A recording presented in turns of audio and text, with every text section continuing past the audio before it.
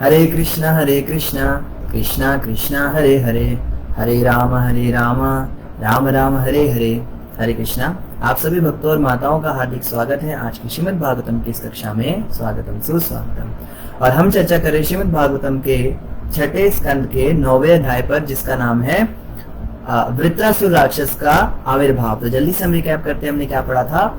हम पढ़ रहे थे कि वृत्रासुर नाम का एक राक्षस जो है वो यज्ञ से निकला और उसने देवताओं पर आक्रमण किया। तब सभी देवता घबराकर भगवान विष्णु की स्तुति करने लगे, उनको पुकारने लगे और भगवान विष्णु प्रकट भी हो गए। जब भगवान प्रकट हुए तो देवताओं ने उनकी स्तुति करी। तो स्तुति में वो भगवान की महानता के विषय में बता रहे हैं और कल के जो श्लोक थे उसमें उन्होंने कहा कि हम आपको समझ नहीं पाएंगे अपनी बुद्धि से, हम अपनी बुद्धि से कितना भी प्रयास कर ले लेकिन आपको समझ नहीं सकते। तो आइए इस श्रृंखला में हम पढ़े श्रीमद् भागवतम स्कंद 6 अध्याय 9 श्लोक संख्या 33 से हम प्रारंभ करेंगे। 6.9.33। आगे यहाँ पे देवता क्या कह रहे हैं। हे भगवान, हे नारायण, हे वासुदेव, हे आदि पुरुष, परम अनुभव, साक्षात मंगल, हे परम वरदान स्वरूप, अत्यंत कृपालु तथा अपरिवर्तनीय, हे दृश्य जगत के आधार, हे समस्त लोकों तथा प्रत्येक पदार्थ के स्वामी तथा लक्ष्मी देवी के पति, आपका साक्षात्कार श्रेष्ठ सन्यासी ही कर पाते हैं, जो भक्ति योग में पूर्णतया समाधिष्ठ होकर सारे विश्व में कृष्ण भावनामृत का उपदेश देते हैं। वे अपने ध्यान को आप में ही केंद्रित रखते हैं, अतः अपने शुद्ध अंतःकरण में आपके स्वरूप को ग्रहण करते हैं। तो ये हमने पहले भी चर्चा की थी किस प्रकार से जो सन्यासी होते हैं वो भगवान को 24 घंटे अपने अंतःकरण में रखते हैं। और यहाँ पर अगर एक एक शब्द को हम समझने लग जाए तो पूरी रात बीत जाएगी। जैसे इन्होंने कहा हे नारायण, हे वासुदेव, हे आदि पुरुष, तो एक एक शब्द के बहुत बहुत मतलब हैं और उसके बहुत सारी अनंत लीलाएं हैं भगवान की। तो एक एक लीला हम नहीं ले पाएंगे समय के अभाव के कारण। तो हमें बस यही समझना है कि भगवान बड़े महान हैं और उनके दिव्य कार्यकलाप भी बड़े महान हैं। जब उनके हृदयों का अंधकार पूर्णतया हट जाता है और आपका साक्षात्कार होता है, तब उन्हें आपके दिव्य स्वरूप का दिव्य आनंद प्राप्त होता है। ये बात बड़ी समझने की है। हम लोग भी भक्ति करते हैं और हम कहते हैं प्रभु जी भक्ति तो कर रहे हैं, लेकिन ना कभी ऐसा मतलब अंदर से लगता नहीं है कि भगवान कृष्ण हमारे साथ हैं या उनसे कुछ अनुभव कुछ नहीं हो रहा हमको। मतलब हम जप कर रहे हैं, हम बहुत सालों से लगे हुए हैं, हमने दीक्षा भी ले ली, लेकिन हमारे अंदर ऐसा हमें फीलिंग नहीं होती कि कृष्ण हमारे साथ है, कि कृष्ण हमारे सामने बैठे हैं। मतलब लगता नहीं है कि कृष्ण नाम का कोई व्यक्ति है भी कि नहीं है। वो तो हमने शास्त्रों में पढ़ लिया, गुरु से सुन लिया, इसलिए हम एक थ्योरेटिकली मान लेते, श्रद्धा के ऊपर टिकी रहती है हमारी कहानी, कृष्ण होंगे कोई व्यक्ति, लेकिन हमें विश्वास नहीं हो रहा। तो क्या कृष्ण के अंदर कोई कमी है? कृष्ण क्यों नहीं हमारे सामने आते? तो बात यहाँ पे समझा रहे हैं देवता, वास्तव में जब तक हृदय के अंदर अंधकार है तब तक कृष्ण का साक्षात्कार होता नहीं है। जैसे चैतन्य चरितामृत में कहा गया, कृष्ण सूर्य सम माया है अंधकार, जहाँ कृष्ण तहाँ नहीं माया अधिकार। कि कृष्ण जो है वो एक शक्तिशाली सूर्य के समान है और माया अंधकार है। अब आप देखिए, जहां पर अंधकार होता है वहां पर सूर्य की किरण नहीं पहुंच रही, इसलिए अंधकार है। अंधकार का अपना कोई अलग से एग्जिस्टेंस नहीं होता, सूर्य प्रकाश के अभाव को ही अंधकार कहते हैं। और ऐसे सूर्य प्रकाश के उदित हो जाने पर अंधकार कहाँ चला जाता है पता भी नहीं चलता, एकदम गायब हो जाता है। ठीक उसी प्रकार से हमारे हृदयों में कृष्ण अभी नहीं है। आप कह सकते हो परमात्मा रूप में तो भगवान बैठे ही हैं, बिल्कुल भगवान हृदय में हैं, लेकिन अभी जागृत अवस्था में नहीं, अभी वो हमारे सामने प्रकट नहीं हो रहे हैं, क्योंकि हमारे हृदय में अंधकार है, अविद्या रूपी अंधकार है। हम अपने आप को शरीर माने बैठे हैं, हम अपने आप को स्वामी माने बैठे हैं, संसार के भोक्ता माने बैठे हैं। इस कारण से भगवान जो है अभी प्रकट नहीं होते। तो ये अंधकार जब समाप्त होगा तो भगवान का जो दिव्य स्वरूप है वो प्रकट हो जाएगा। जैसे अगर 1000 उल्लू मिलकर एक रैली निकाले और कहें कि सूर्य नाम की कोई चीज है नहीं, तो ये सारे जानवर जो हैं ये सूर्य सूर्य करते हैं, सूर्य प्रकाश की बातें करते हैं, हमने तो कभी सूर्य देखा नहीं। तो उल्लुओं ने कभी सूर्य देखा ही नहीं होता, क्योंकि उनका समय ही वो होता है, रात के समय वो जागते हैं, दिन के समय सो जाते हैं। तो 1 लाख क्या 10 लाख करोड़ अरब खरब भी उल्लू इकट्ठे होकर अगर रैलियां निकालें तो क्या उससे सूर्य को कोई फर्क पड़ेगा? अब इसमें सूर्य की क्या गलती है? अब तुम उल्लू हो, तुम सोते ही उस समय हो जिस समय सूर्य प्रकाश होता है, तो इसमें सूर्य भी कुछ क्या कर सकता है और सूर्य पे कोई फर्क भी नहीं पड़ता। ठीक उसी प्रकार से करोड़ों करोड़ों अरबों खरबों नास्तिक लोग ये दावा करने लग जाए कि there is no god, god does not exist, भगवान नाम की कोई चीज नहीं है, भगवान हमें दिखाओ, ऐसी ऐसी बातें करे। उनके कहने से भगवान के अस्तित्व पर कोई आँच नहीं आ सकती, उस पर कोई प्रश्न नहीं उठ सकता। और इसमें भगवान की कोई गलती नहीं कि अगर भगवान उनको दिखते नहीं है, वो उल्लुओं की तरह अंधकार लिए बैठे अपने हृदय में, तो उसमें सूर्य प्रकाश रूपी भगवान कैसे आएंगे? तो यहाँ पे यही बात बता रहे देवता कि जब उनके हृदयों का अंधकार पूर्णतया हट जाता है, पूर्णतया हट जाता है। आपको हृदय में अंधकार मतलब अंदर क्या कोई बल्ब जलेगा क्या? अंधकार का मतलब है अविद्या और प्रकाश का मतलब है कृष्ण भावनामृत। जब कृष्ण चेतना जागृत होगी, हम कृष्ण के भक्त बन जाएंगे, तब क्या होगा? और आपका साक्षात्कार होता है, तब उन्हें आपके दिव्य स्वरूप का दिव्य आनंद प्राप्त होता है। फिर जैसे शुद्ध भक्त होते हैं वो 24 घंटे भगवान के साथ होते हैं, उनके हृदय में भगवान उनसे बातें करते हैं। अभी भगवान खाली बातें सुनते हैं, ऐसा नहीं है कि हृदय में नहीं है। अभी भी हम प्रार्थना अगर करेंगे सच्चे मन से तो भगवान सुनते हैं, क्योंकि हृदय में बैठे हैं। तो ये जो भगवान अभी परमात्मा रूप में हृदय में है, ये बात नहीं करते कि, लेकिन सुनते जरूर हैं। लेकिन जब हम शुद्ध भक्त बन जाएंगे, हमारी भक्ति पूरी हो जाएगी, तो क्या होगा? फिर ये भी बोलेंगे, फिर हम भी सुनेंगे, फिर हम बोलेंगे, ये सुनेंगे, फिर बातें शुरू होंगी। ऐसा बता रहे हैं। ऐसे व्यक्तियों के सिवाय और कोई आपका अनुभव नहीं कर पाता, अतः हम आपको सादर नमस्कार करते हैं। तो भगवान का अनुभव और कोई व्यक्ति कर नहीं सकता। कोई व्यक्ति सोचे कि मैं ऐसे भगवान को मिल लूंगा, जबरदस्ती करूंगा, मूर्तियों के अंदर जो है उनको तोड़ दूंगा और देखूंगा, जैसे हिरण्यकश्यप ने प्रयास किया था कि खंबा तोड़ दूंगा, देखता हूँ तेरा भगवान निकलता है कि नहीं। तो आप कह सकते हो कि हिरण्यकश्यप ने तो खंबा तोड़ा, भगवान निकल गए, उसने तो कोई भक्ति नहीं करी थी। तो वहां पे बताया जाता है कि नरसिंह भगवान हिरण्यकश्यप के सामने नहीं आए थे, वो भक्त प्रहलाद के पुकारने पर भक्त प्रहलाद को दर्शन देने के लिए आए थे। हिरण्यकश्यप साइड में खड़ा था तो उसको भी दर्शन हो गए। वास्तव में भगवान प्रहलाद के लिए आए थे। प्रहलाद जी ने कहा था कि खंबे में भगवान है, उनकी भक्ति पूरी हुई थी, इसलिए भगवान आए थे।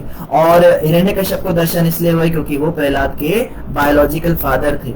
तो अगर परिवार में एक भी व्यक्ति भक्त है तो उससे सारे परिवार को लाभ मिलता है। भगवान तो यहाँ तक कहते हैं, मेरे भक्त के परिवार में अगर एक कुत्ता भी है ना, उसके घर का, उस कुत्ते का भी मैं कभी कुछ बुरा नहीं होने देता हूँ। इतनी कृपा है। और भक्त लोग कहते हैं कि हमें अपने परिवार का ध्यान रखना है, हमें अपने परिवार का भी तो सोचना है, दिन भर भक्ति थोड़ा ना करते रहेंगे। तो ये बड़ी गलत सोच है।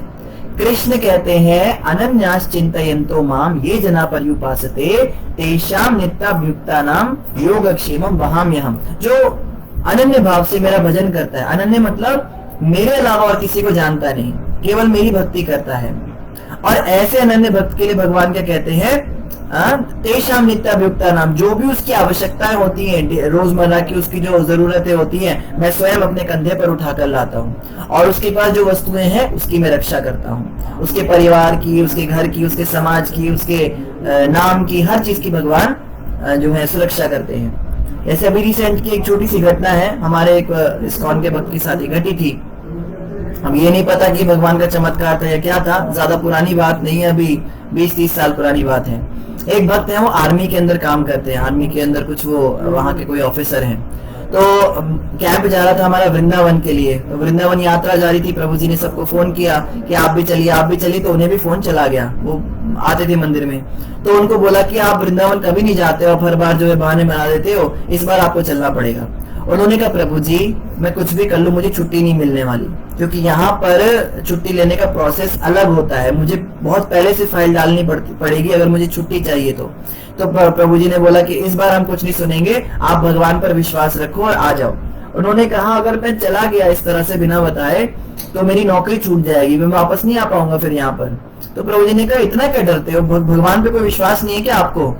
तो उन्होंने पता नहीं उन्होंने क्या सोचा, उनके मन में क्या आ गई, उन्होंने क्या किया, वो बिना बताए और अचानक से बिना छुट्टी लिए ही यात्रा को ज्वाइन करने के लिए आ गए।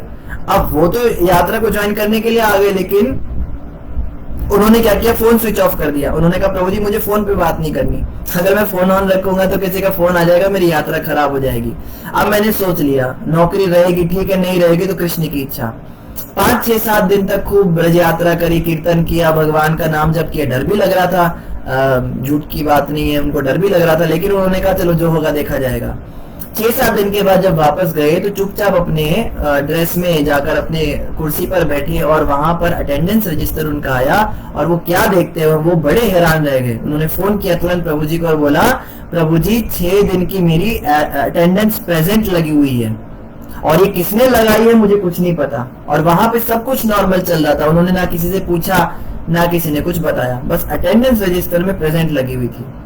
हो सकता है भगवान ने ना लगाई हो, किसी और ने लगाई हो, लेकिन भगवान ने प्रेरणा कर दी। कहने का मतलब है कि भगवान के ऊपर अगर हम विश्वास करते हैं तो भगवान भी पीछे नहीं हटते, लेकिन हम रिस्क लेने के लिए तैयार नहीं होते।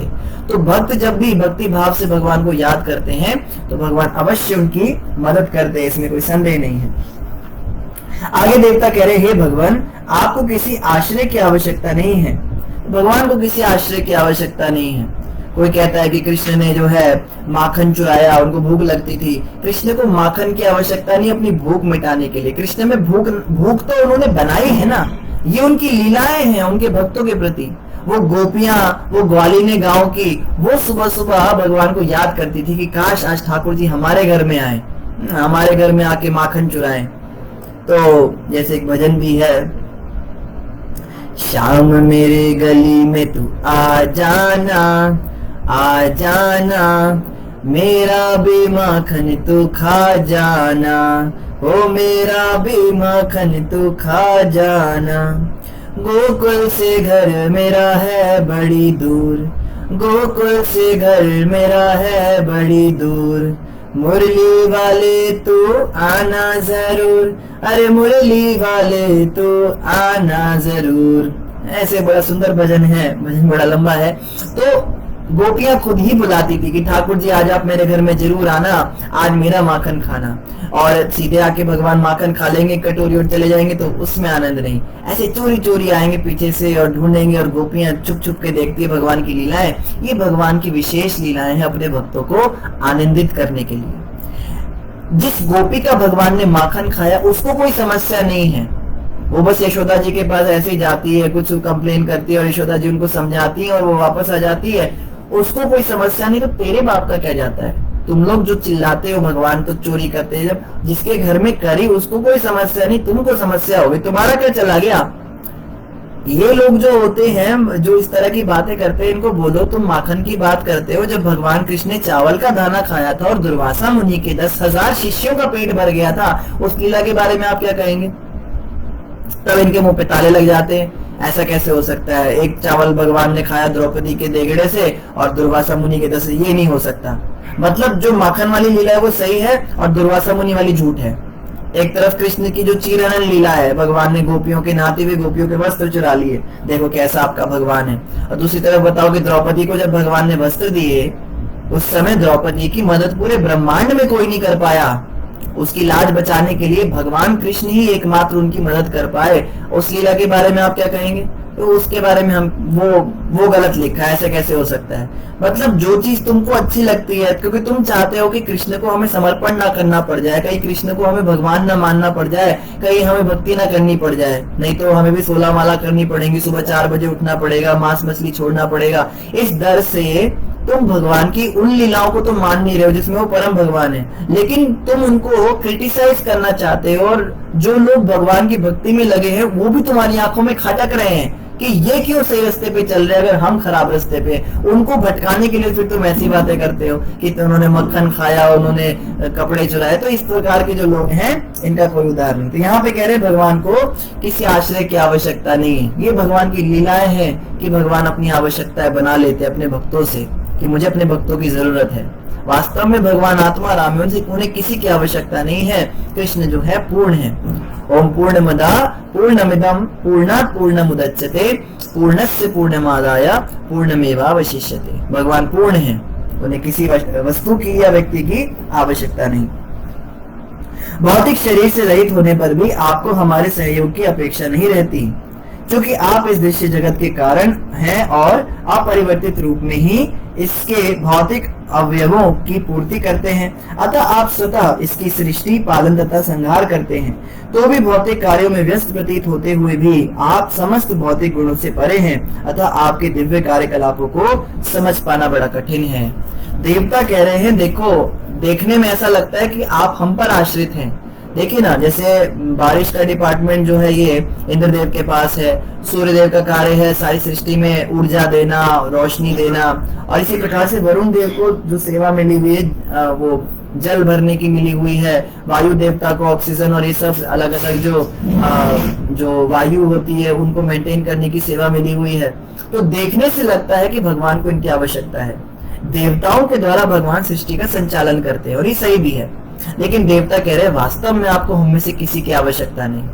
आप ही सृष्टि का सृजन करते हैं, आप ही इसका पालन करते हैं और आप ही इसका संहार कर देते हैं, लेकिन आप हमें सेवा दे रहे हैं, वरना हम नहीं भी रहेंगे तो भी आप ये कार्य कर सकते हैं। और इन भौतिक कार्यकलापों में व्यस्त आप लगते जरूर हैं, लेकिन आप हमेशा इन भौतिक गुणों से ऊपर रहते हैं।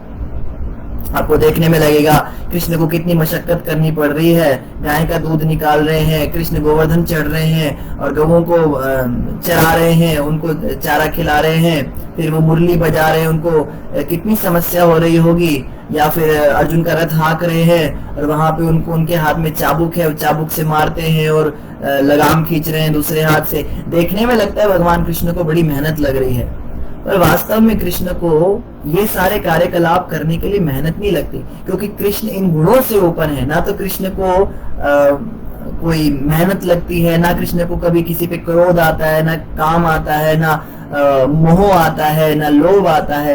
ये सारी वस्तुएं भगवान ने बनाई हैं, इसीलिए भगवान इनसे ऊपर है। भगवान को कभी काम क्रोध ये सब नहीं सताता है, ना ही कृष्ण को आवश्यकता पड़ती है कभी कि उनको वो थक जाए, कृष्ण कभी थक जाए, ऐसा भी नहीं होता। देखो लीलाएं देखो भगवान की कैसी है। एक बार नंद बाबा ने कहा यशोदा मैया को कि लाला कहाँ है, बोली लाला इधर ही घूम रहे। लाला छोटे से कृष्ण भगवान छोटे से कन्हैया आ गए, जैसे तैसे लड़खड़ाते हुए चलते थे। बोले लाला मेरे पादुका लेकर आओ। जो उनके चप्पल थे, उस समय पे पादुकाएं पहनते थे लोग लकड़ी की, तो भगवान कृष्ण अपने सिर पर अपने पिता की पादुका लेकर वो ऐसे ऐसे लड़खड़ा रहे, उनका बैलेंस नहीं बन पा रहा है और कभी इधर गिर रहे कभी उधर गिर रहे, और नंद बाबा यशोदा मैया दोनों हंस रहे, देखो कैसे लेकर आ रहा है। और ऐसे सिर पर लेकर आकर बाबा के सामने उन्होंने पादुका रखी। अब देखने वाले कहेंगे देखो कृष्ण को तो बड़ी मशक्कत लग रही, बड़ी मेहनत लग रही है, लेकिन यही कृष्ण थोड़े समय के बाद इतना बड़ा गोवर्धन पर्वत और बड़े आराम से ऐसे उंगली पर उठा के खड़े हुए, वहां कोई उनको इम्बैलेंस नहीं हो रहा है। आप सोचो किसी भी भारी था वो तो एक अलग ही विषय है, इतना भारी कैसे उठाया, लेकिन उठाया कैसे, एक पॉइंट से उठाया। हम किसी भी अगर ऐसे किसी भी चीज को अगर उठाना चाहते हैं तो उसमें 3 हमको लगाने पड़ते हैं ना, 3 जगह से उसको पकड़ना पड़ता है। कोई टेबल भी अगर हम बनाते हैं तो उसके 4 पैर होते हैं, 3 पैर कम से कम चाहिए। 2 पैर वाली टेबल भी टिकती नहीं है, अगर सिंगल पैर वाली भी टेबल हो तो वो भी जो है नीचे से उसका बेस बड़ा करना पड़ता है। भगवान ने ऐसे टिप पे पकड़ रखा और ना तो पहाड़ इधर गिर रहा है, ना इधर गिर रहा है, ना इधर, मतलब सेंटर ऑफ ग्रेविटी से बिल्कुल भगवान ने उसको पकड़ा है। ये वही भगवान है जिनसे अभी थोड़ी देर पहले पादुकाएं बैलेंस नहीं हो रही थी और अभी पूरा पर्वत बैलेंस हो रहा है। तो कहने का मतलब क्या है, भगवान की अति मानवीय लीलाएं हैं और देवता कह रहे हैं इसको समझ पाना हमारे लिए तो बड़ा कठिन है। आपकी इन लीलाओं को समझ पाना हमारे बस की बात नहीं है।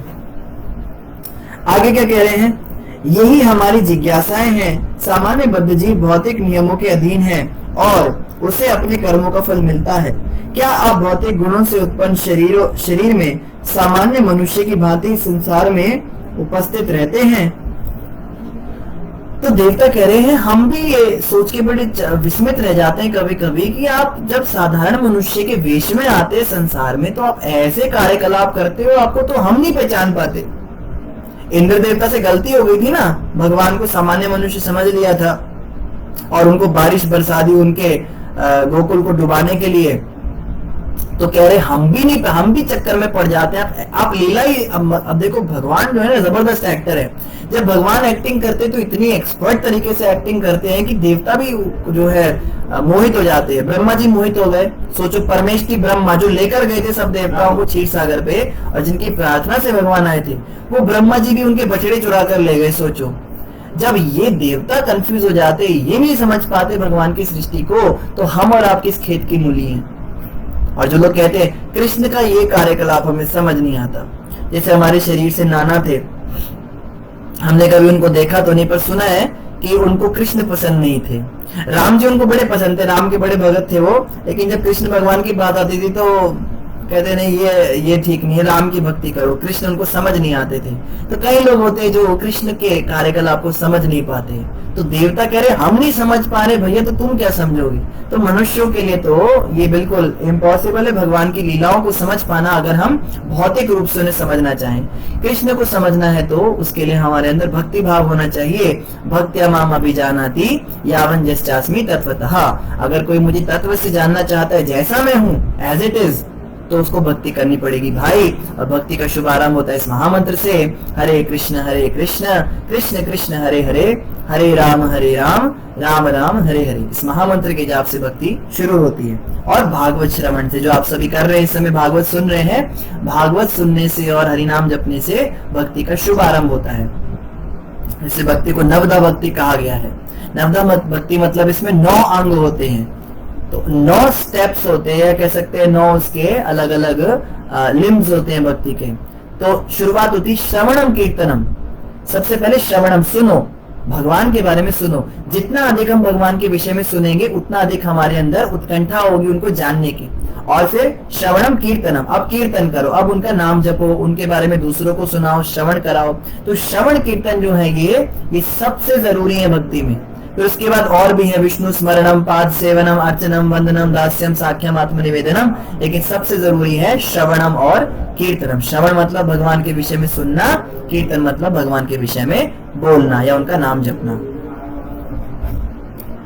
आगे क्या कह रहे हैं, क्या आप काल, पूर्व कर्म आदि के वशीभूत होकर अच्छे या बुरे कर्मों को भोगते हैं, अथवा इसके विपरीत क्या आप ऐसे उदासीन साक्षी के रूप में यहाँ उपस्थित हैं जो आत्मनिर्भर, समस्त भौतिक इच्छाओं से रहित तथा आध्यात्मिक शक्ति से सदैव परिपूर्ण रहता है। हम निश्चित रूप से आपकी वास्तविक स्थिति को नहीं समझ सकते। देखो कितनी अच्छी बात कह रहे देवता। एक तरफ तो आपका वो रूप है जिसमें आप क्या करते हो, कर्म के वशीभूत होकर और उसको भोगते हुए दिखते हो। जैसे एक बार एक सरदार जी थे, जम्मू की बात है, जम्मू में चौराहे पर, तो उन्होंने हमें पहचान लिया। वो कहते अरे आप वही हो ना, वो जो जगन्नाथ रथ यात्रा निकलती है वो वाले। मैंने कहा हाँ उसी मंदिर से हम। आप जानते हो जगन्नाथ जी को? बोले हाँ मैं जानता हूँ, वो कृष्ण भगवान थे ना वो। मैंने कहा हाँ आप जानते हो जगन्नाथ जी को? कहते हाँ हमने सुना है कृष्ण भगवान जो है ना मक्खन चुराते थे, तो अगले जन्म में उनके हाथ नहीं थे, मक्खन चुराने का पाप लगा ना उनको, तो बिना हाथ के जन्म हुआ तो वो जगन्नाथ बन गए। अब मैंने कहा इनको कैसे समझाऊं कि उनके हाथों की कहानी क्या थी। वो तो मैं, अब उन पुलिस वाले थे सरदार जी, तो मैं पुलिस वालों के साथ में क्या मोल लेना था, झगड़ा। मैंने कहा छोड़िए उसको, तो अलग कथा थी कैसे उनके हाथ कटे, मगर पहचान गए। तो लोग जो है ना वो सोचते हैं कि भगवान भी जो है वो भी कर्मों का फल भोगते हैं, कि कृष्ण अगर मक्खन चुराएंगे तो उनको पाप लग जाएगा, फिर पाप की वजह से उनको उनके हाथ कट जाएंगे। या अगर कृष्ण किसी गोपी के वस्त्र चुराते हैं तो उनको पाप लग जाता है, फिर वो जो है उनको वियोग सहन करना पड़ता है, वृंदावन छोड़ के जाना पड़ता है, मथुरा। तो हम लोग जो है भगवान को अपने लेवल पर ले आते हैं। जैसे हम पाप पुण्य का भोग करते हैं, ऐसे ही भगवान को भी लगता है कि राम जी ने जो है अपने पिता का त्याग कर दिया था, उनके कारण उनके पिता चले गए, तो इस कारण से उनकी पत्नी उनसे दूर हो गई, उनको कष्ट सहन करना पड़ा 1 साल तक। तो जैसे कई लोग कहते हैं ना कि भगवान भी जब धरती पर आते तो वो भी नहीं बच पाते कर्मों से। कृष्ण के ऊपर जो है कलंक लग गया था एक बार कि उन्होंने श्यामंतक मणि चुराई है पूरे द्वारका के अंदर, क्योंकि उन्होंने ग्रहण का चांद देख लिया था। ग्रहण के समय चंद्रमा को देखना नहीं होता। ऐसे ऐसे लोग दंत कथाएं सुनाते हैं, पर ये सत्य नहीं है। भगवान को कभी कर्म नहीं लग सकता, क्योंकि कर्म और ये चीजें हैं ये हमारे लिए हैं, ये भगवान के जूरिसडिक्शन से नीचे की बातें हैं। जैसे जो नियम होते हैं, सरकार के जो नियम होते हैं वो आम आदमी के लिए अलग होते हैं, सिविलियंस के लिए अलग होते हैं, और जो पुलिस वाले होते हैं उनके लिए अलग होते हैं। अब वही पुलिस वाला अगर बंदूक चलाएगा और किसी को मारेगा तो उसको परमवीर चक्र का अवार्ड मिलेगा। और आपको मैं भी करूंगा ऐसे, आपने भी बंदूक उठाई और रास्ते चलते किसी को मार दिया तो आपको परमवीर चक्र तो कम से कम नहीं मिलेगा, हमको दूसरा चक्र मिल जाएगा, फिर वो चक्कर बना के हमको मारेंगे। तो आप कहोगे ले इसने जब बंदूक चलाई थी तो इसको तो आपने परमवीर चक्र दिया, हमने बंदूक चलाई तो हमको जेल में डाल दिया, ये क्या बात है, ये तो दोगली सरकार है। तो बोलेंगे भाई बंदूक चलाना या नहीं चलाना अलग चीज है, नियम के अनुसार चलना होता है। इनके ऊपर अलग नियम लागू होते हैं, आपके ऊपर आपको किसने परमिशन दी थी बंदूक चलाने की, बताइए।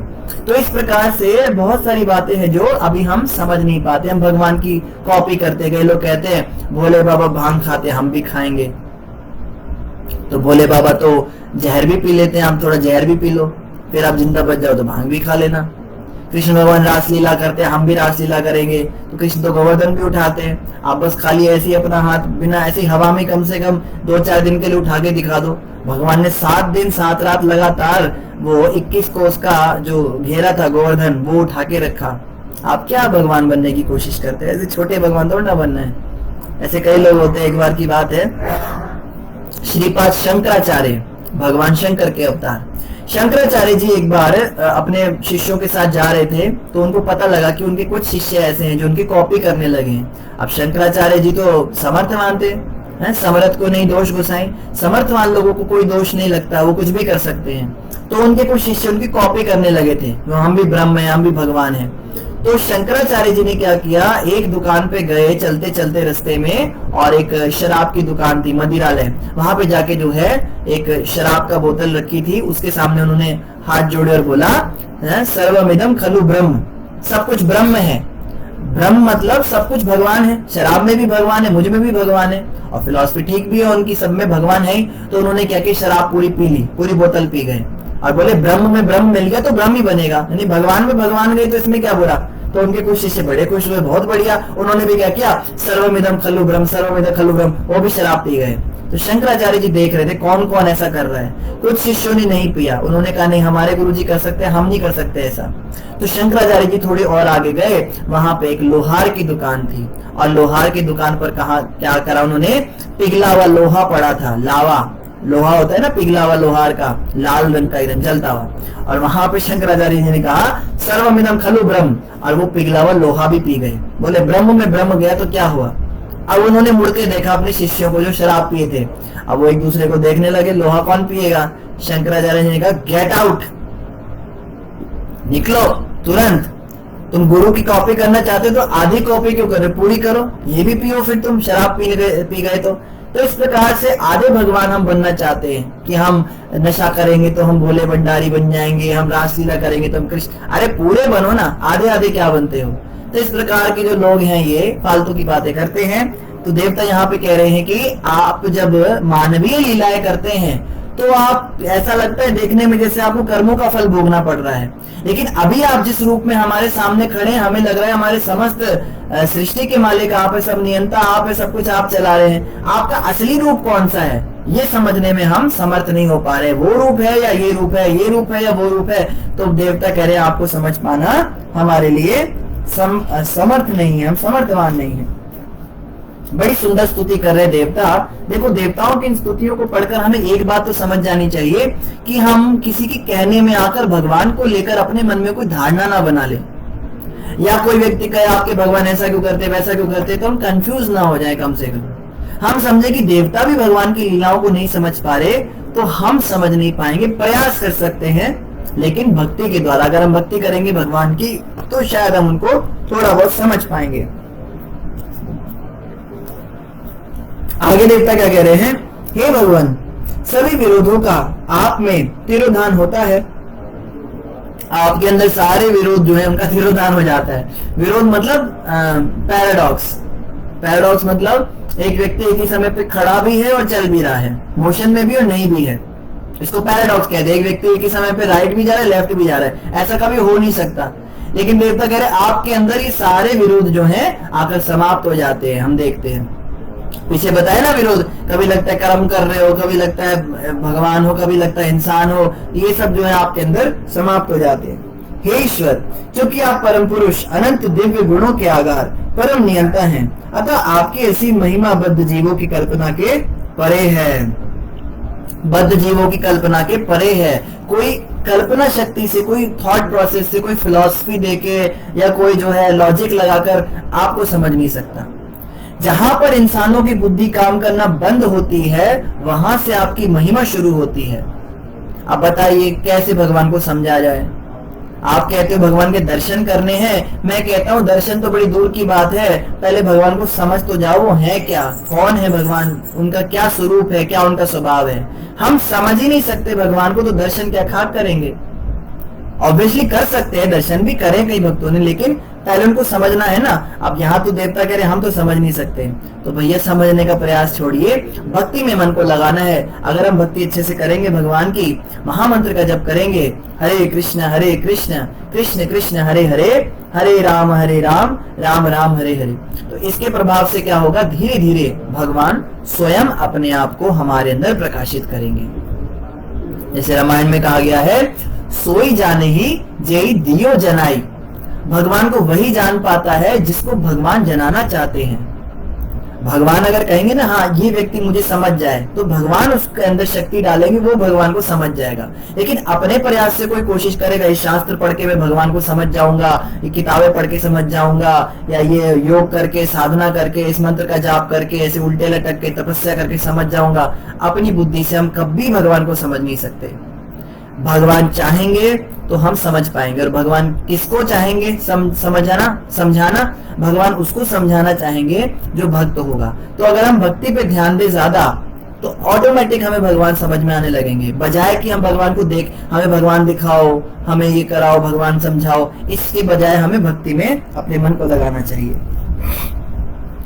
आगे क्या कह रहे हैं, अनेक सिद्धांतवादी बिना जाने कि वास्तव में सच क्या है, सत्य तथा मिथ्या के विषय में तर्क करते हैं। उनके तर्क झूठे होते हैं और फैसले अनिर्णीत, क्योंकि उनके पास आपको जानने का कोई वैध प्रमाण नहीं है। कई सारे दार्शनिक फिलोसफर होंगे, कोई कहेगा गॉड इज लव, बस प्रेम है वो, उसके ऊपर कुछ नहीं, बस प्रेम का आधार है, प्रेम से उसको जाना जा सकता है।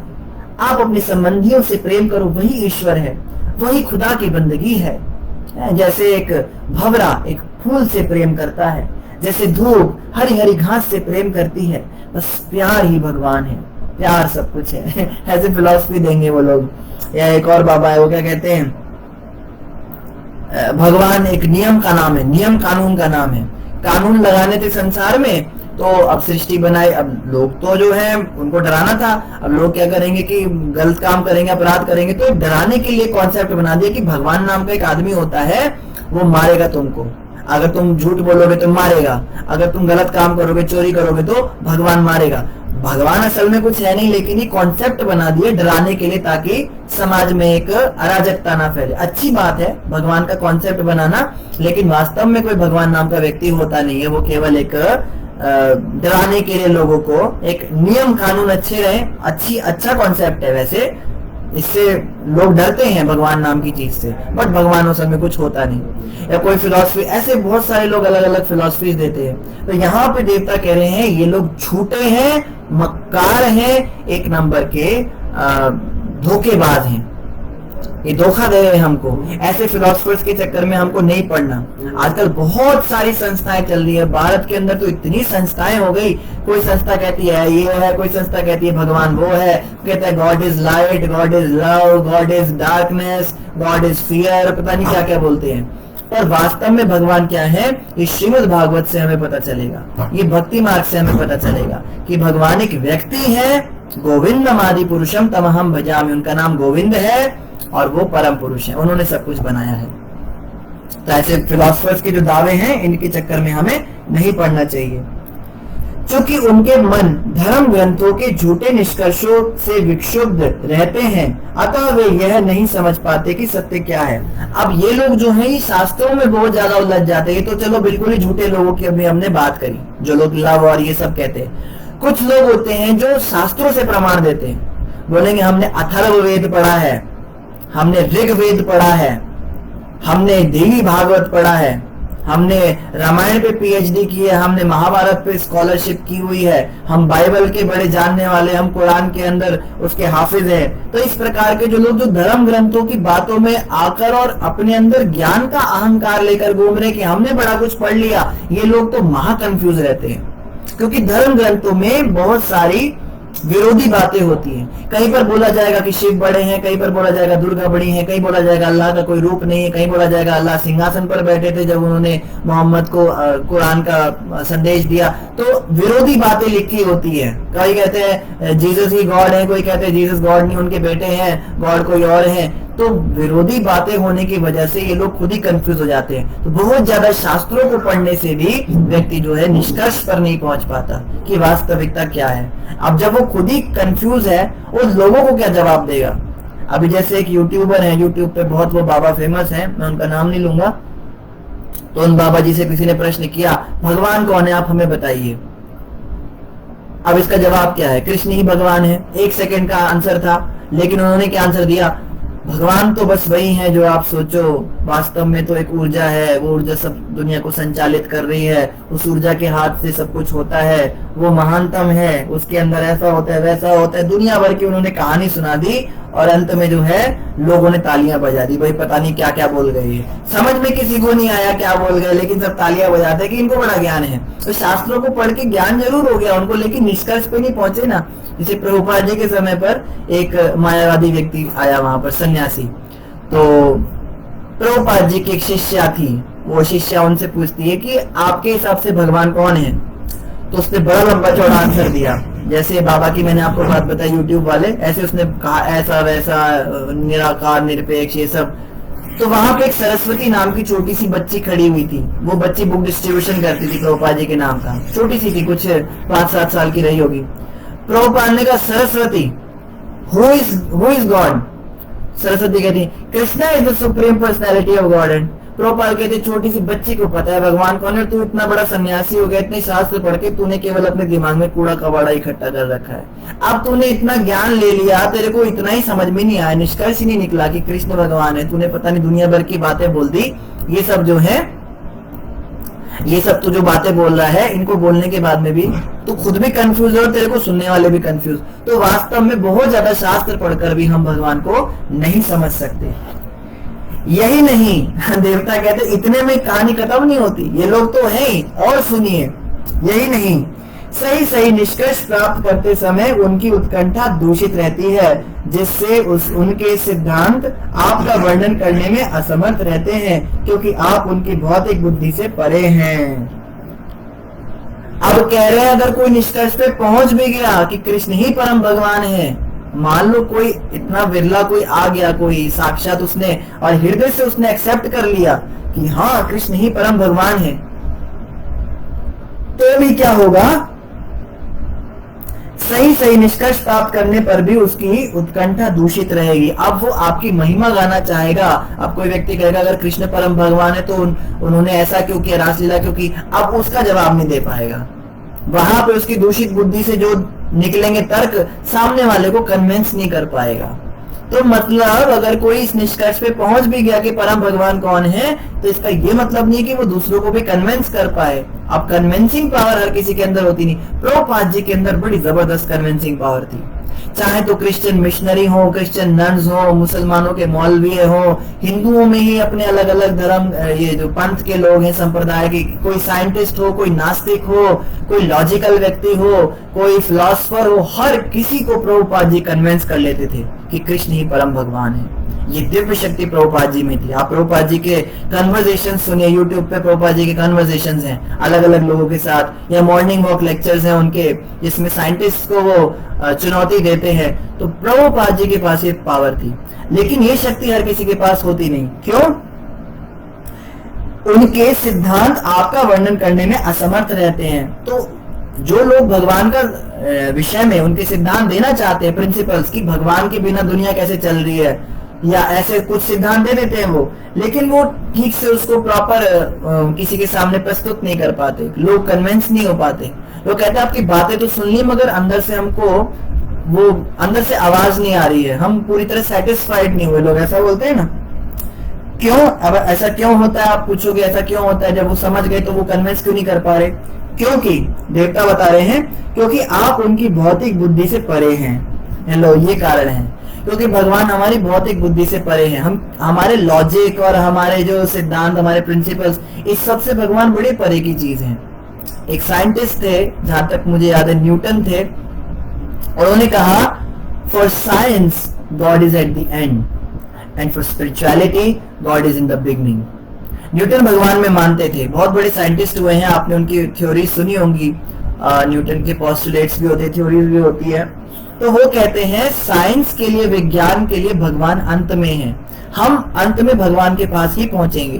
क्योंकि जब हम देखेंगे कि सृष्टि कैसे चल रही है, क्वांटम मैकेनिक्स में जाएंगे या फिर ऊपर स्पेस में जाएंगे, एस्ट्रोनॉमिक्स में जाएंगे, चाहे हम किसी भी सेक्टर में जाएंगे, साइंस के बहुत सारे ब्रांचेस है, बहुत सारी फील्ड है, उसमें जाकर हम एक जगह पे मजबूर हो जाएंगे कि ये सब कैसे चल रहा है, सूरज कैसे पृथ्वी के चक्कर लगा रहा है या पृथ्वी सूरज के लगा रही, जो भी कहिए, रोज ये कैसे हो रहा है, ये कौन, किसने इनिशियल एनर्जी दिया।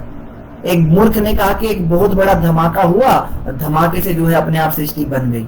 अरे धमाके से कभी कोई सृष्टि बनती है? अपने आप सब सूर्य चंद्र नक्षत्र और सर्दी गर्मी टेम्परेचर और मनुष्य का सृष्टि अपने आप कैसी मूर्खता वाली बात कर रहा है। कभी ऐसा होता है घर के अंदर एक जो है किचन के अंदर धमाका हुआ और डिनर बन के तैयार हो गया, चपाती और स्वीट्स और दाल मखनी और चावल, ये सब कभी धमाके से बनते हैं क्या?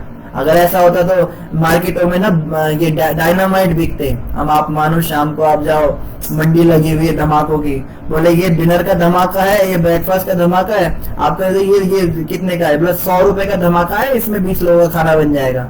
आप वो बारूद वाला धमाका लेके आओ, उसको आप जलाओ, सबके सब घर से बाहर भाग जाओ और भम, और जैसे आप किचन में जाओ उसे धुआं के पीछे में पूरा दाल मखनी और शाही पनीर और कढ़ाई कोफ्ता और मलाई और ये सब बढ़िया आपके लिए डिनर बनाओ। ऐसा कभी होता है क्या? अरे ऐसा कभी हो ही नहीं सकता। सृष्टि को बनाने के लिए बुद्धि लगती है ना। जैसे एक बार की बात है, एक साइंटिस्ट था, भगवान में मानता नहीं था, उसका बेटा भगवान में मानता था। तो अब उसके बेटे ने पूछा, पिताजी दुनिया कैसे बनी? अरे बेटा ऐसा हुआ, एक बिग बैंग फटा और अचानक से क्या हुआ वो, तो बोले फटने से हम कैसे, बेटा हम ऐसे आए कि जो है सूर्य की ऊर्जा आ रही थी, पहले पृथ्वी आग का गोला थी, धीरे धीरे वो ठंडी हुई, उसको बड़ा समय लगा, फिर बादलों की उत्पत्ति हुई, फिर पानी आया, पानी के आने से फिर चंद्रमा भी घूम रहा था, तो अचानक से हवा चली और बैक्टीरिया बन गया, फिर जो है वो धीरे धीरे क्रमिक विकास के द्वारा केकड़ा बना, करते करते वो मछली बना, फिर वो 4 पाय वाला जानवर बना, गधा घोड़ा बंदर, बंदर से इंसान, और आज ये सब बन गया। बेटे ने कहा आपकी तो बात एक कहानी लग रही है, कोई रोमांचक की, अपने आप ऐसे हो गया, अपने आप वैसे, अपने आप थोड़ा ना कुछ होता है। तो बाप कहते चुप कर बेटा, तेरे को मैं जैसे समझा रहा हूँ वैसे ही होता है, सब कुछ अपने आप हुआ है। बोला ठीक है। बेटे ने क्या कि एक बड़ी सुंदर पेंटिंग बनाई नेचर की, बहुत सुंदर। उसने उसमें मॉर्निंग राइज बनाया, उसमें सूरज बनाया, उसमें चिड़िया बनाई और पेड़ पौधे बनाकर अपने पिता की टेबल पर रखकर चला गया। शाम को पिता घर में आया, उसने देखा, अरे वाह बड़ी सुंदर पेंटिंग, टेबल से। अपने बेटे को बुला के कहते बेटा तुमने बनाई? कहते मैंने थोड़ा ना बनाई, तो अपने आप बन गई। कहते अपने आप कैसे पेंटिंग बन सकती है? वो क्या हुआ ना पिताजी, जब आज धूप निकल रही थी गर्मी, तो उसमें ना मेरे पेंट रखे हुए थे, तो पेंट पे जब धूप पड़ी तो उसमें उबाल आया, तो पेंट जो है वो उछला, और उसी समय अचानक से हवा कुछ इस तरह से चली कि वो कागज पे गिर गया, और फिर दूसरा पेंट आके हवा उधर से चली तो वो कागज पे गिर गया, और करते करते ये पेंटिंग बन गई। तो बाप समझ गया मेरा बेटा मुझे क्या समझाना चाहता है। बेटा कहते पिताजी जब एक नेचर की पेंटिंग अपने आप नहीं बन सकती, तो असली नेचर अपने आप कैसे बन सकता है? इतनी अकल नहीं है आपको? तो कहने का मतलब ये जो लोग दावा करते हैं कि सब कुछ अपने आप बन गया, साइंटिस्ट लोग फिलॉसफीज देते हैं, तो यहाँ पे देवता कह रहे हैं भगवान आपकी बुद्धि से परे की चीज है। साइंस के लिए गॉड एंड में है, आखिरी में आपको भगवान को मानना ही पड़ेगा, विज्ञान को। और स्पिरिचुअलिटी में भगवान शुरुआत में है। जब हम आध्यात्म की शुरुआत करते हैं, आध्यात्मिक जर्नी शुरू करते हैं अपनी, शुरुआत में हमें भगवान का कॉन्सेप्ट समझाया जाता है कि भगवान है, तो वहां पे अंत में भगवान और यहाँ शुरुआत में तो कौन श्रेष्ठ हुआ? इसीलिए भारत के अंदर जो है हम आध्यात्मिकता पे ज्यादा जोर दिया करते थे गुरुकुलों में, बजाय कि जो ये भौतिक साइंस है इससे ज्यादा हम शास्त्रों पर ध्यान दिया करते थे। धीरे धीरे अब इस पर भी आएंगे आगे। बहरहाल देवता आगे क्या कह रहे हैं, ये श्लोक कुछ महत्वपूर्ण है, इसलिए कुछ श्लोकों पे हम थोड़ा ज्यादा समय लगा रहे हैं, आप लोग ये मत सोचिएगा। आगे क्या कह रहे हैं, आप अद्वितीय हैं, अतः आप में करणीय तथा अकरणीय, सुख तथा दुख जैसे विरोध नहीं है। तो भगवान जो है उनको सुख दुख नहीं होते, उनको कभी क्रोध शांत नहीं होता, हम कभी सुख में होते हैं, कभी दुख में होते हैं, कभी क्रोध में होते हैं, कभी शांत में होते हैं, कभी हमें सर्दी लगती है, कभी गर्मी लगती है। भगवान इन सब चीजों से परे हैं। सर्दी, गर्मी, बुढ़ापा, बीमारी, जवान, ये सब जन्म मृत्यु, सब द्वंद्व से मुक्त हैं। ड्युअलिटी का नेचर है ना, इस संसार में हर चीज दो है। रात है तो दिन भी है, सर्दी है तो गर्मी भी है, दुख है तो सुख भी है, विरोधी तत्व हैं। लेकिन भगवान इनसे ऊपर है। भगवान के धाम में ना तो रात दिन है, ना सर्दी गर्मी, सब कुछ एक जैसा चलता है वहां पे। हाँ, लीला के लिए कभी रात दिन हो जाते हैं, भगवान की रास लीला होती है तो रात भी हो जाती है, लेकिन वैसे एज सच वहां पर ये डुअलिटी नहीं है, वहां पे द्वैतवाद नहीं है। आपकी उस शक्ति के द्वारा आपके लिए क्या असंभव है? आपकी स्वाभाविक स्थिति द्वैत से रहित है, अतः आप अपनी शक्ति के प्रभाव से सब कुछ कर सकते हैं। तो देवता कह रहे हैं आप कुछ भी कर सकते हैं, आप जो चाहे सो कर सकते हैं। जैसे एक साइंटिस्ट है, उन्होंने क्या कहा, एक नास्तिक है, उसने बड़ा अच्छा सवाल पूछा दुनिया के सारे आस्तिकों से कि क्या भगवान एक ऐसा पत्थर बना सकते जिसको वो स्वयं ना उठा पाए। अब उसने पैराडॉक्स वाला प्रश्न किया, अगर आप कहो कि उठा सकते हैं, बना सकते हैं, तो अगर उन्होंने वो पत्थर बना दिया जिसको वो भी ना उठा पाए, तो वो उसको उठा ही नहीं पाएंगे, तो भगवान कैसे? और अगर उन्होंने उसको उठा दिया तो उन्होंने वो पत्थर बनाया ही नहीं जिसको वो ना उठा पाए, तो उन्होंने इसमें पैराडॉक्स डाल दिया। पर भागवत जवाब दे रही है कि भगवान कुछ भी कर सकते हैं। भगवान उस पत्थर को बना भी सकते हैं, उसको उठा भी सकते हैं, और इन दोनों बातों में जो पैराडॉक्स तुम्हें दिखता है ना, उसको हटा भी सकते हैं, विरोध को भी हटा देंगे। वो कुछ भी कर सकते हैं क्योंकि वो सर्वशक्तिमान है। मोहग्रस्त पुरुष रस्सी को सर्प मान बैठता है, अतः उसे रस्सी भय उत्पन्न करती है, किंतु सचमुच बुद्धि वाले मनुष्य में रस्सी ऐसा नहीं कर पाती, क्योंकि वह इसे केवल रस्सी ही जानता है। इसी प्रकार सबों के हृदय में उनकी बुद्धि के ही अनुसार परमात्मा स्वरूप आप भय या निर्भयता का भाव उत्पन्न करने वाले हैं, किंतु आप स्वयं अद्वैत हैं। बड़ा अच्छा उदाहरण दिया रस्सी और सांप का। कई बार क्या होता है, अंधेरे में हम सांप को रस्सी समझ लेते हैं या रस्सी को सांप समझ लेते हैं। और जैसे रस्सी है, अब रस्सी कोई भय थोड़ा है, रस्सी से कोई हमें खतरा थोड़ा है, लेकिन हम सोचते हैं तो सांप है तो हमें काट लेगा। तो अंधकार के कारण क्या होता है, बिना भय वाली वस्तु से भी हमें भय लगने लग जाता है। ठीक उसी प्रकार इस संसार के अंदर नश्वर भौतिक जगत में ये जो वस्तुएं हैं, ये हमें भय उत्पन्न नहीं कर सकती, लेकिन अभी हम अविद्या में हैं। इस कारण से, इस अंधकार की वजह से क्या होता है, हम इस नश्वर संसार से डरते हैं, हमें भय रहता है। जैसे हमें भय रहता है मैं मर जाऊंगा, जबकि सच्चाई है मैं कभी मर ही नहीं सकता, मैं तो आत्मा हूँ, मैं शरीर हूँ नहीं।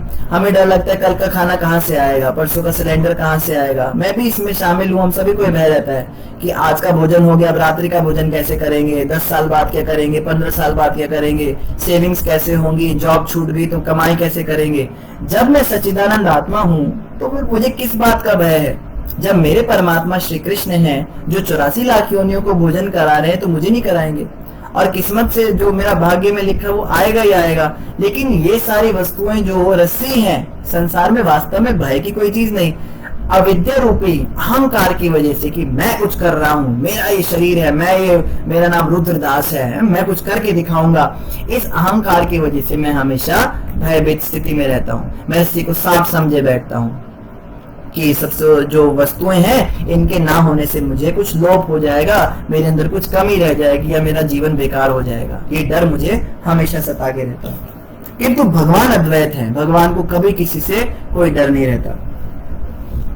विचार विमर्श से यह देखा जा सकता है कि परमात्मा यद्यपि विभिन्न प्रकार से प्रकट होते हैं, किंतु प्रत्येक वस्तु के मूल तत्व वे ही हैं।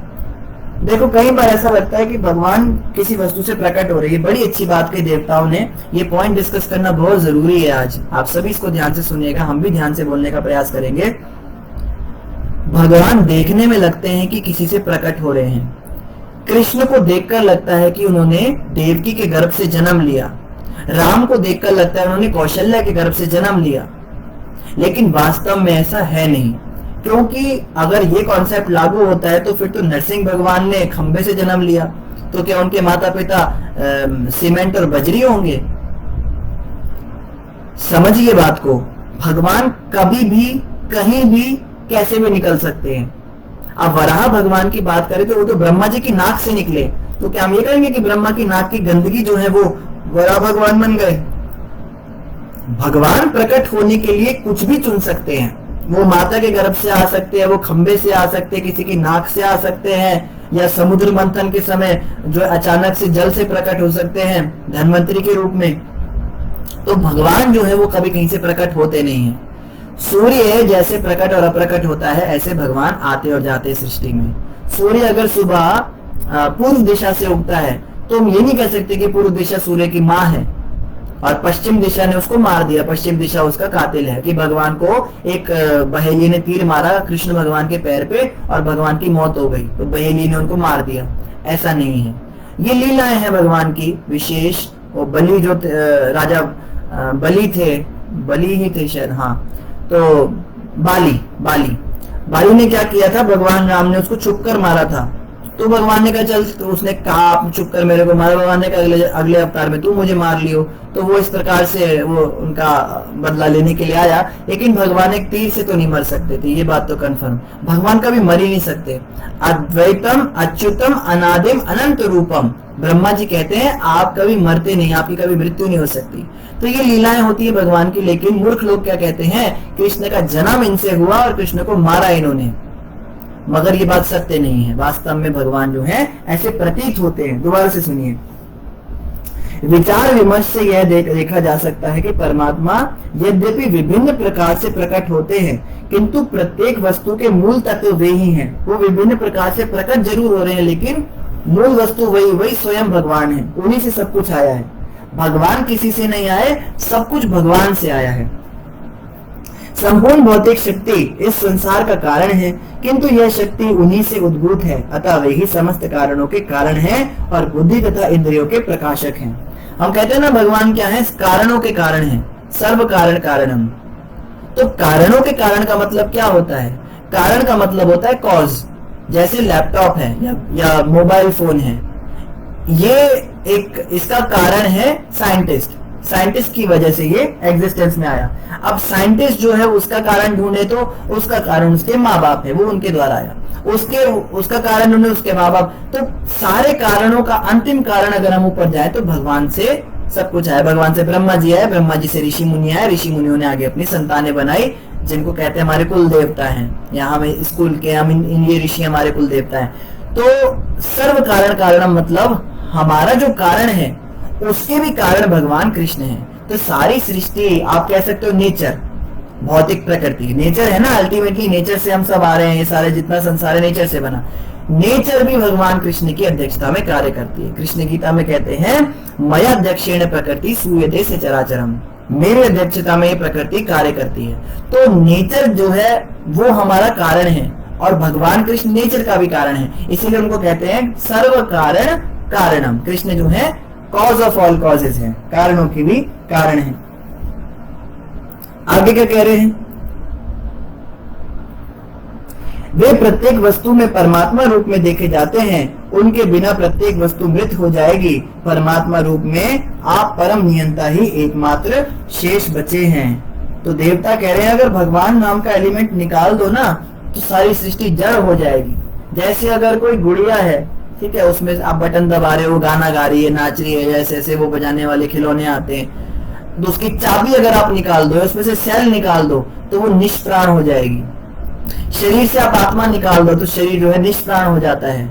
इसी तरह सृष्टि जो चल रही है, सूर्य चंद्रमा नक्षत्र घूम रहे हैं, इवन एक छोटा सा एटम, उसमें भी प्रोटॉन के चारों तरफ इलेक्ट्रॉन घूम रहा है, तो इसीलिए घूम रहा है कि उसके अंदर परमात्मा है, वो उसको एनर्जी सप्लाई कर रहे हैं। साइंटिस्ट कहते हैं energy can neither be created nor be destroyed, it can only change it's form.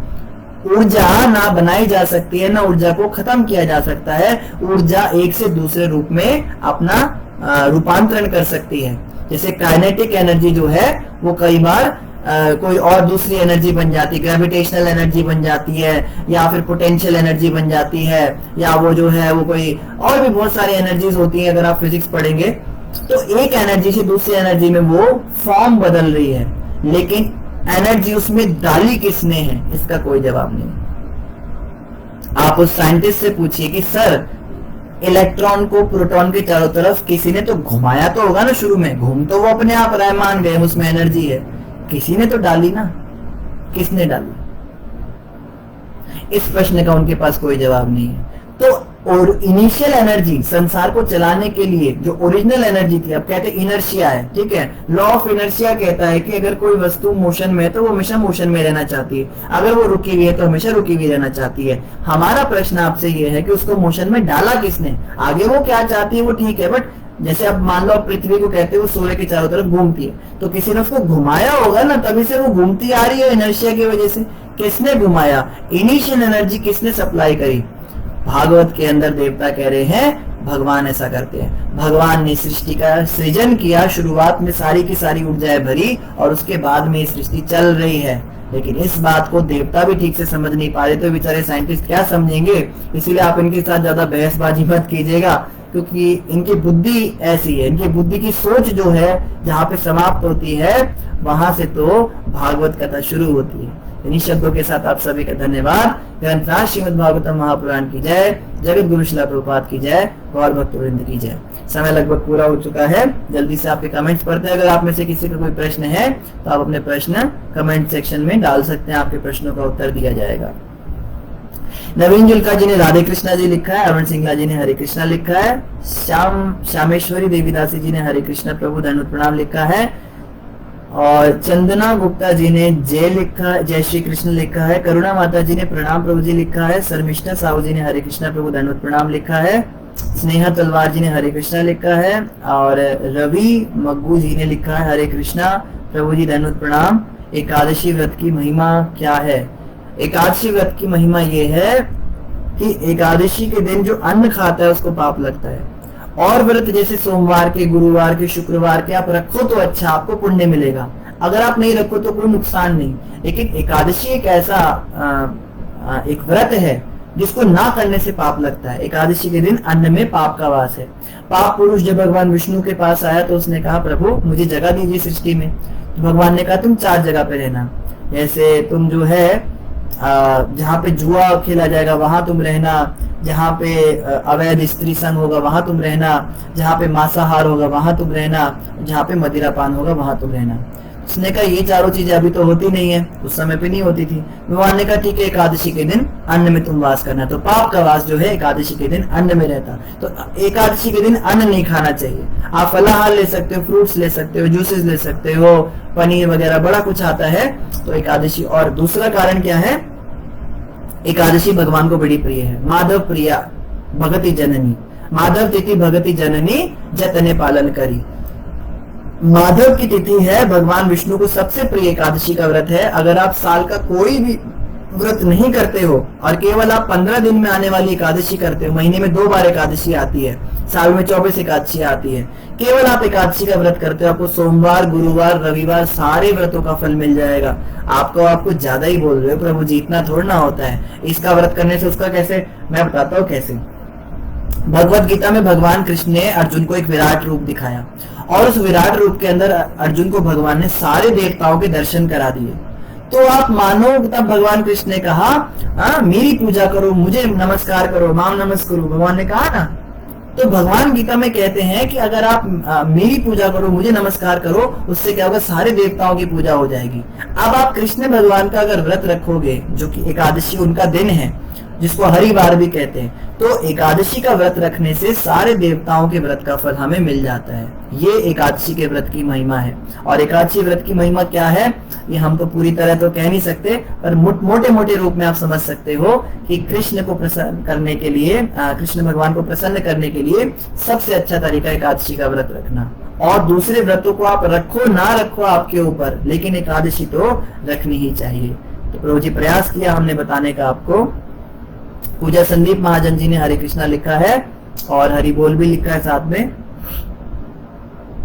इनके अलावा राम सिंह कालीवर्णा जी ने लिखा है हर हर महादेव, हर हर महादेव, हर हर महादेव, हर हर महादेव, हर हर महादेव, हर हर महादेव। धन्यवाद, आपके कारण भगवान शिव का शुभ नाम हमारे मुख से निकल गया।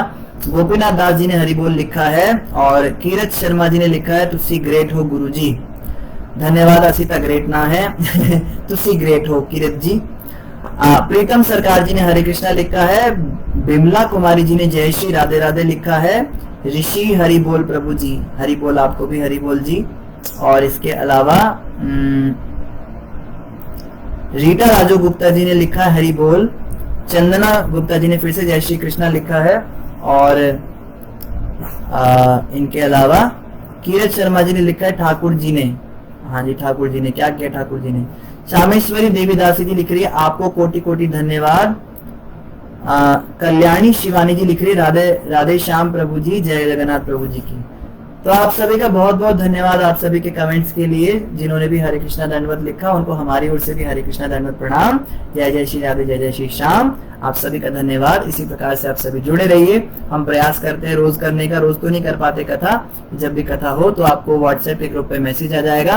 अगर आप हमारे व्हाट्सएप के ग्रुप से नहीं जुड़े हैं तो कृपया करके आप जुड़ जाइए। कमेंट सेक्शन पे आपको व्हाट्सएप ग्रुप का लिंक मिल जाएगा, आप उस पर क्लिक करेंगे तो आप ग्रुप में भी जुड़ जाएंगे। जब भी कथा होती है तो उसमें सारे अपडेट्स आ जाते हैं। और अगर आपके कोई प्रश्न है, व्यक्तिगत प्रश्न है, आप सबके सामने नहीं कर सकते तो आप हमारे को पर्सनल हमारे व्हाट्सएप नंबर पे भी मैसेज कर सकते हैं। हम आपका उत्तर देने का प्रयास करेंगे। आप हमको फोन भी कर सकते हैं, हम फोन कॉल्स भी ले सकते हैं। इन्हीं शब्दों के साथ सभी का धन्यवाद। हरे कृष्णा, दंडवत प्रणाम। कमलजीत सिंह जी ने भी लिखा है दंडवत प्रणाम। कमलजीत जी बहुत बहुत धन्यवाद आपका। कीरत शर्मा कह रही है ये जो संसार है ठाकुर जी की कृपा से चल रहा है। बिल्कुल, अच्छा ये आप कह रही थी, क्षमा कीजिए अभी देखा मैंने। कमलजीत सिंह जी ने हरे कृष्णा भी लिखा है। और कैसे कमलजीत जी आप, सब कुछ ठीक ठाक है अमृतसर में, सबके तबीयत वगैरह सब सही है। विमला कुमारी जी ने लिखा है मिल्ली राधे कृष्णा। ये मिल्ली राधे कृष्णा क्या होता है? ठीक है, आप शायद राधे कृष्ण से मिलकर आई होंगी तो आप कह रही मैं मिल्ली राधे कृष्णा। तो आप सभी का धन्यवाद। हरे कृष्णा।